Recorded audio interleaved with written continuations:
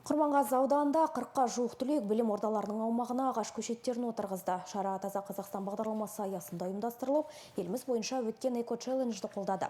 Мұхтар Әуезов атындағы жалпы орта мектебінің оқушылары да көгалдандыру жұмыстарына белсене атсалысты.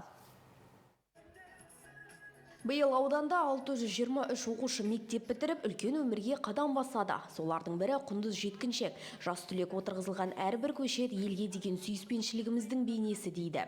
Біз мектептен тәлім тәрбие алып, саналы ұрпақ болып, үлкен өмірге қадам басқалы отырмыз. Осы жолда еккен теректеріміз тамыры тереңге жайылып өскен сайын біздің болашағымыз да асқақтай берсін дегім келеді. Ендеше осы еккен терегіміз біздің мектебімізге деген алғысымыздың және туған елімізге деген махаббатымыздың белгісі деп білемін. Бұл шара табиғатты қорғауға арналған кезекті акция ғана емес, үлкен өмірге қадам басқалы тұрған түлектердің туған жері мен мектебіне қалдырған белгісі ретінде қабылданды. Ақжаулығым қазына мәжелер ұйымының мүшелері де оқушылармен бірге көшет отырғызып, жылы лебіздерін айтты. Бұл жай ғана ағаш егу емес, бұл болашаққа қалдырған іздеріңіз, табиғатқа деген қамқорлықтарыңыздың белгісі деп есептеймін. Осы отырғызған ағаштарыңыздың біздің мектеп түлектерінің естелігі болып, жылдан жылға осы теректеріңіз өсіп, көркейіп тұра берсін демекпін.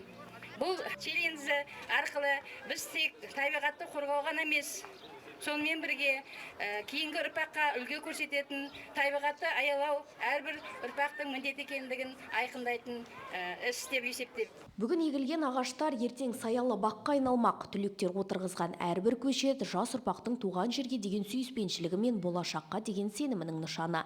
Лаура Кесметова, Жазира Ұзақбаева, Болат Ерғалиев, жаңалық қызметі, Құрманғазы ауданынан.